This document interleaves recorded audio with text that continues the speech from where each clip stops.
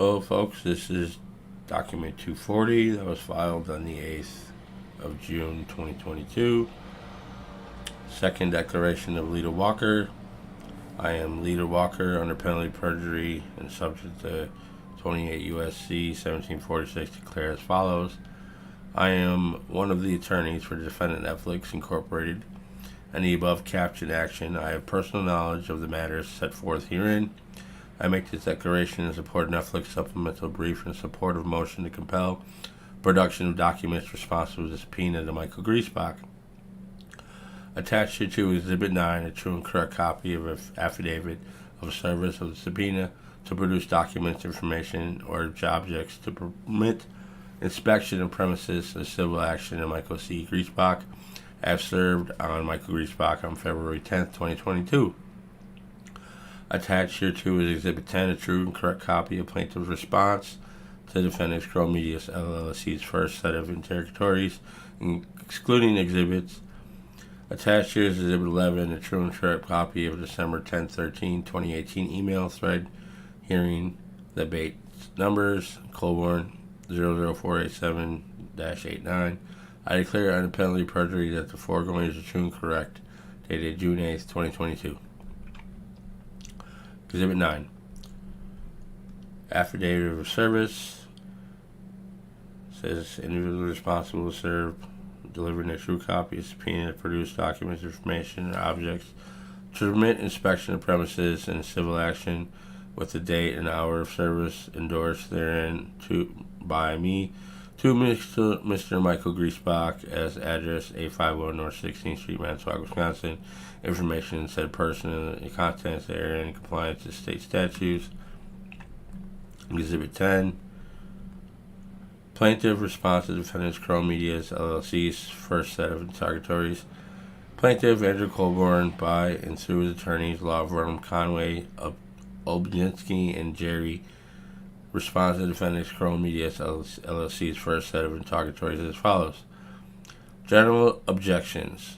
To the extent that any of the interrogatories call information which is protected by the attorney-client privilege, work product, doctrine, or otherwise immune from discovery, plaintiff hereby objects to furnishing any such information as such information being provided. To the extent that any of the interrogatories go beyond the scope, plaintiff objects that will comply with only the extent of the obligation set forth herein. Plaintiff also objects to the wording of defendants requested on the basis of Wisconsin law requires the defamatory broadcast be considered in their entirety, not just a collection of alleged separate statement. The entire MAN broadcast must be considered with respect to their falsity and defendant's knowledge of falsity and reckless disregard of the truth with respect to the broadcast. Plaintiff objects to the interrogatories to the extent they suggest or imply otherwise. Discovery and investigation are continuing in this matter, and plaintiff reserves the right to amend or supplement these responses accordingly. In addition, plaintiff's counsel has only just been able to produce raw footage to viewable format and have not had the opportunity to view it yet. And again, plaintiff reserves the right to supplement the response accordingly. Subject to the foregoing objections, specific objections asserted below, plaintiff respectfully submits without any way conceding relevancy of the admissibility following the response to the interrogatories. Interrogatory number 1. Identify with the specificity of all spliced and omitted portions of plaintiff's trial testimony as set forth in Exhibit A, B, that you contend distort the facts and nature of the 1994 or 1995 telephone call, and led viewers to falsely conclude that plaintiff bears responsibility for 7 of 8 of Avery's 18 years of wrongful imprisonment, providing Colborn with the motive to frame Avery for Halbach's murder, and alleged in paragraph 27 of the second amendment complaint. Well, fact being is, if Colborn, he claims he passed it on to somebody else, but I'm sure he did. Mr. Kasurek. You gotta look at Colborn's career.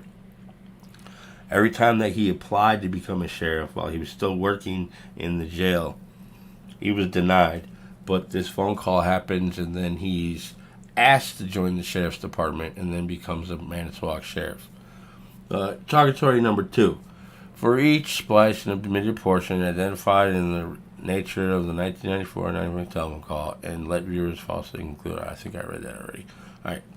Response number 2. Subject to plaintiff's general objections. Plaintiff refers to the summaries attached to the chart form hereto.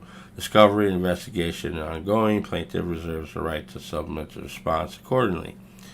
And another thing, for y'all that don't know, after this phone call in 94 or 95, he doesn't file the report of this phone call until the day after Stephen Avery's release from prison. And interrogatory number 3, describe in detail all the facts that you contend support your allegation in paragraph 33 of the Second Amendment complaint.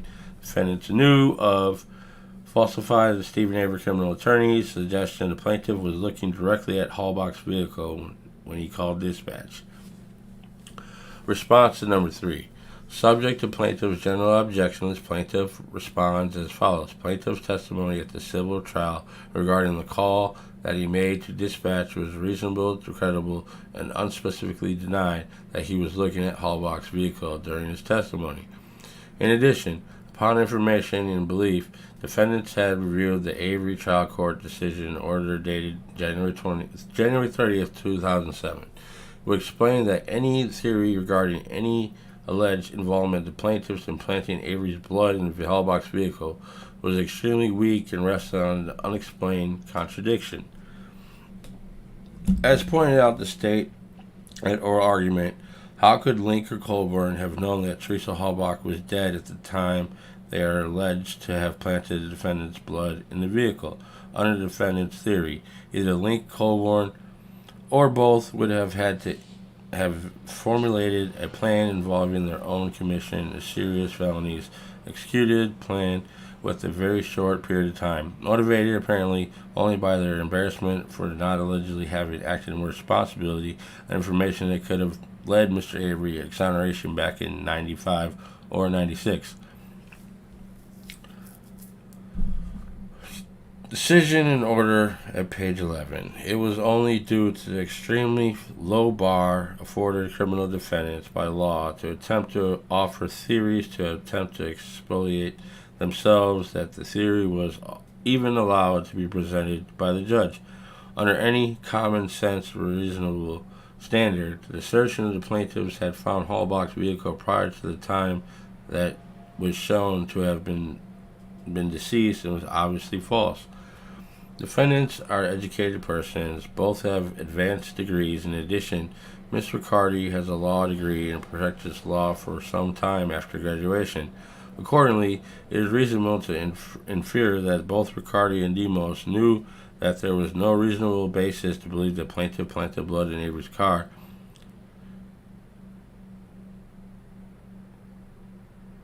Let me read that again.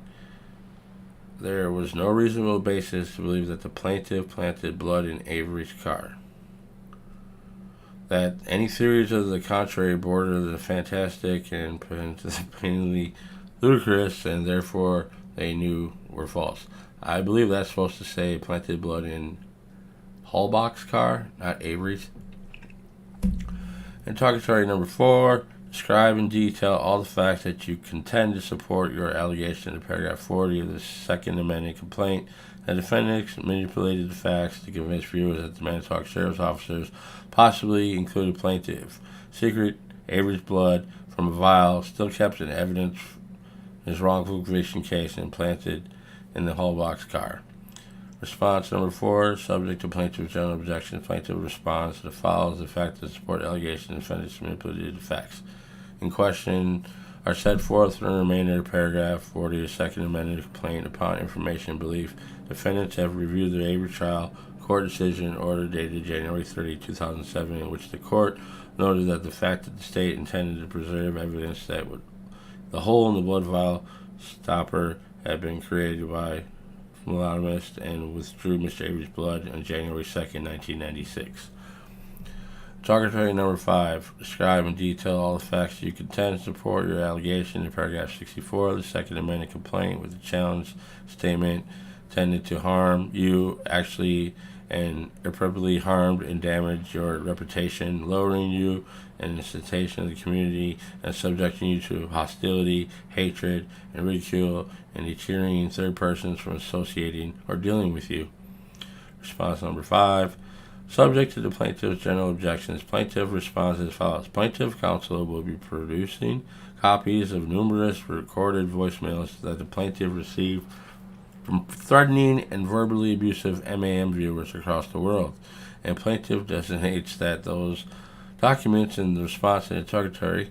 Plaintiff's counsel will also be producing copies of email messages and online posts to the same effect. In addition, plaintiff will testify regarding the countless telephone calls that he received in his personal residence and at work that were not recorded. Due to the intense verbal abuse the plaintiff suffered from the public, a large following MAM broadcast, plaintiffs eventually on the abuse of the plaintiff and contributed to the demise of plaintiff's marriage of multiple decades.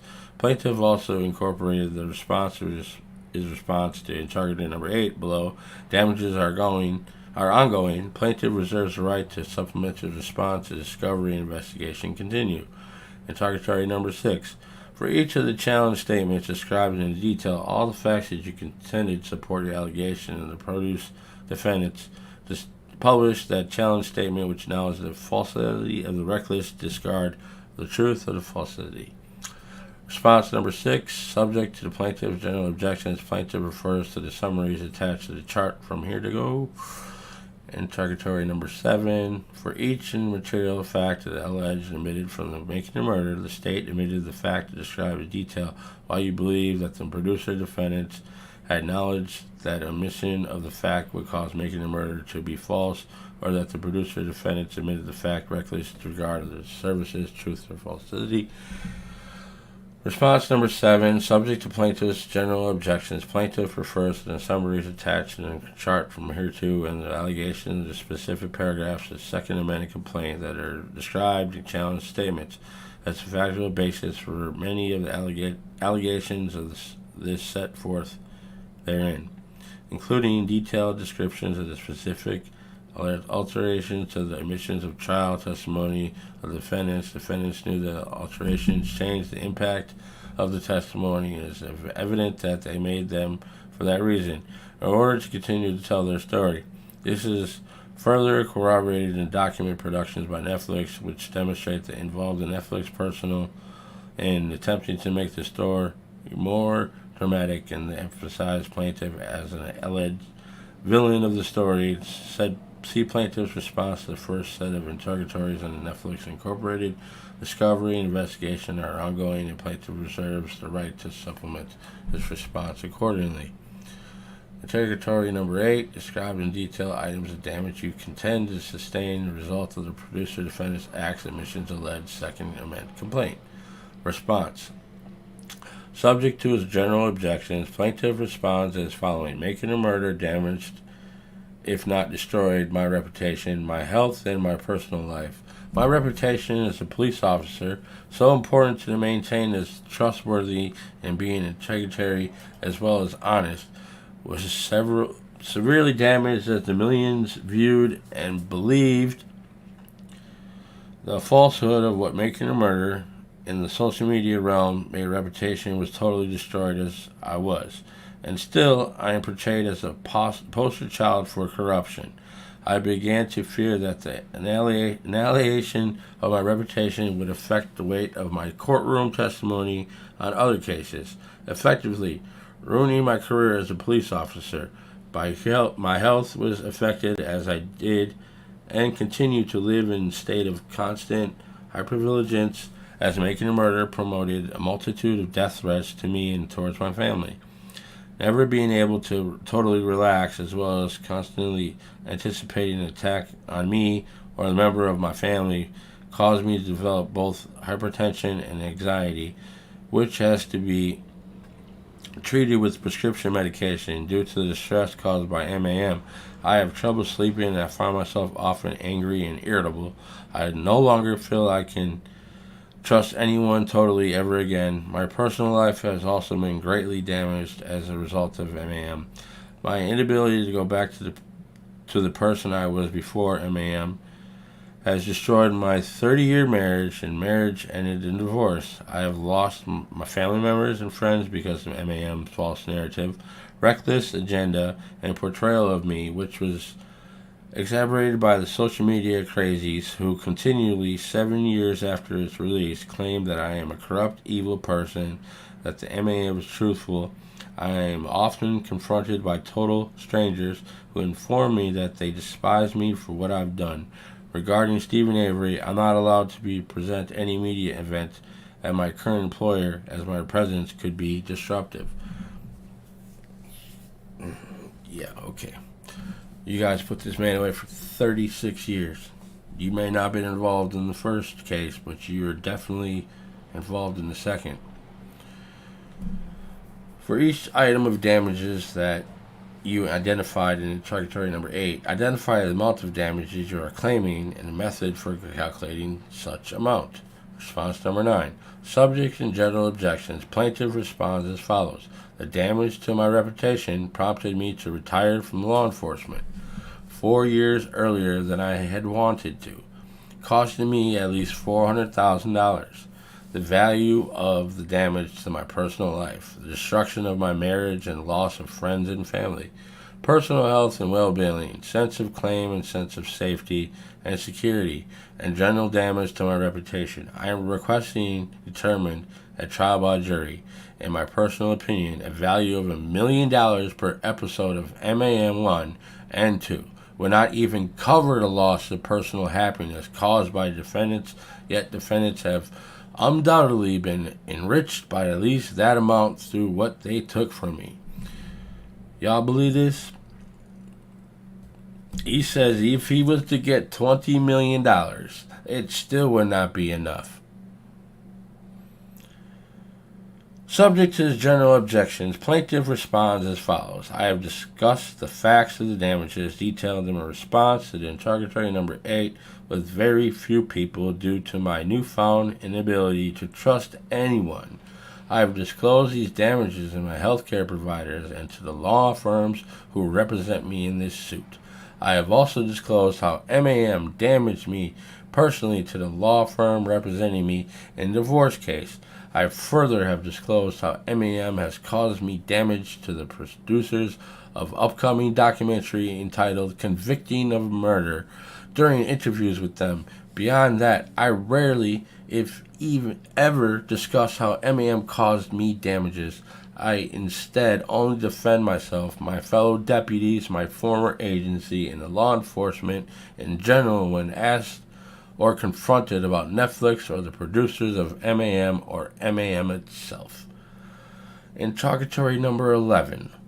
Identify every healthcare provider that you have seen for treatment of any condition that you believe was caused or exacerbated by making a murder, and for each describe the nature of the symptoms of which you sought treatment, the diagnosis you received, all medications you were prescribed, and all the treatments, the therapy you received, and the dates of the treatment and therapy. Response number 11. Subject to his general objections, plaintiff designates his previously produced healthcare records in response to the interrogatory without waiving the confidentiality designation said prior production, which are incorporated by reference herein. Plaintiff further responds that he's seen following providers that have seen for anxiety relating to the effects of MAM: Teresa Gray Krug-Junct, MP, provided on December 28, 2018, noted as having presented for anxiety. Follow-up June 28, 2019. Plaintiff has taken Buspar as a result of anxiety caused by MAM. Plaintiff believes that the stress is also adversely affecting his blood pressure, for which he has taken Linsoprol. Damages are ongoing, and plaintiff reserves the right to supplement this response.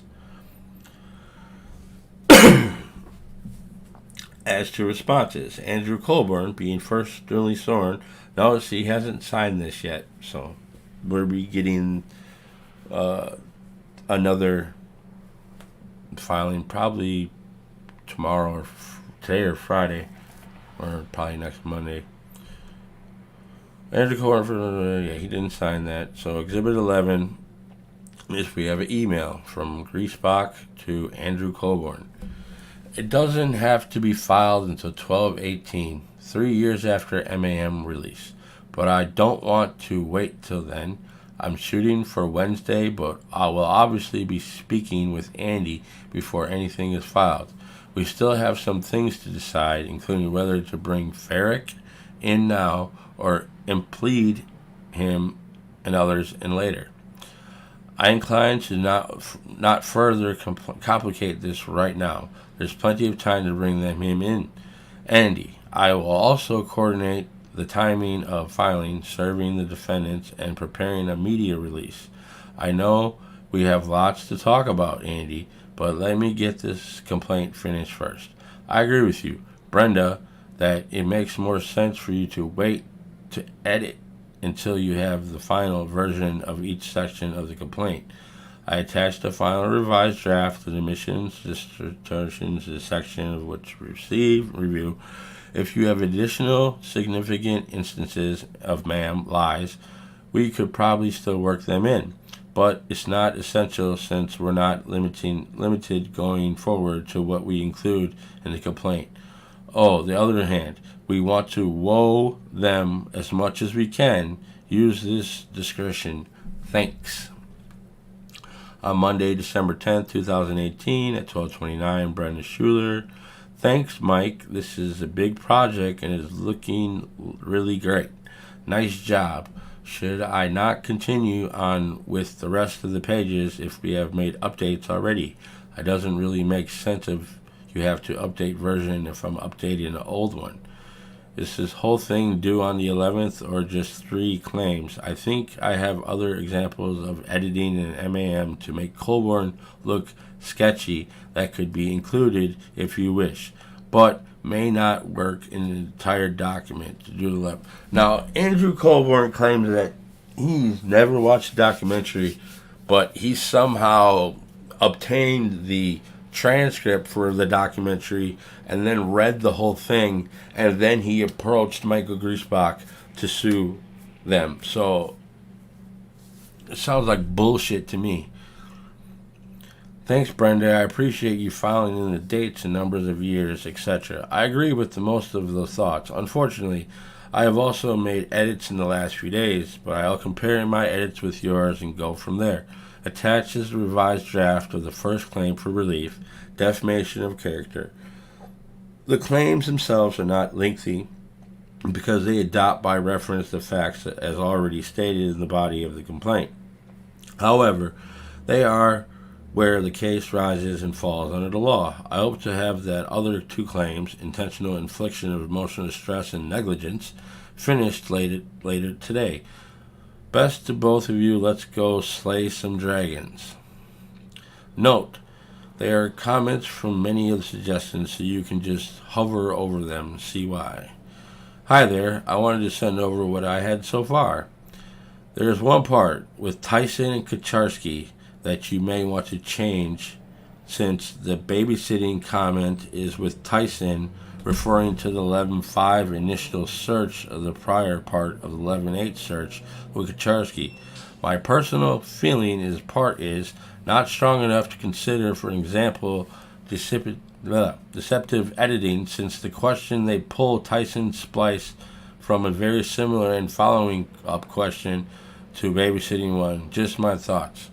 It sounds like they're assuming things and don't know for a fact. The fact that they asked for Colborn asked for all Netflix stuff, they're not prepared. These little okay. The information email is confidential. Additionally, insurance compliance requirements, blah, blah, blah, blah, blah. But, yeah, so that's the second document that was filed on the 8th of June. It's going to get quite interesting the more they release. I'm still waiting for them to sign off on all the information. So, and the court dates, well, the conference call is coming up soon too. So, until some new information comes out, see y'all next time. But this is quite interesting. Later.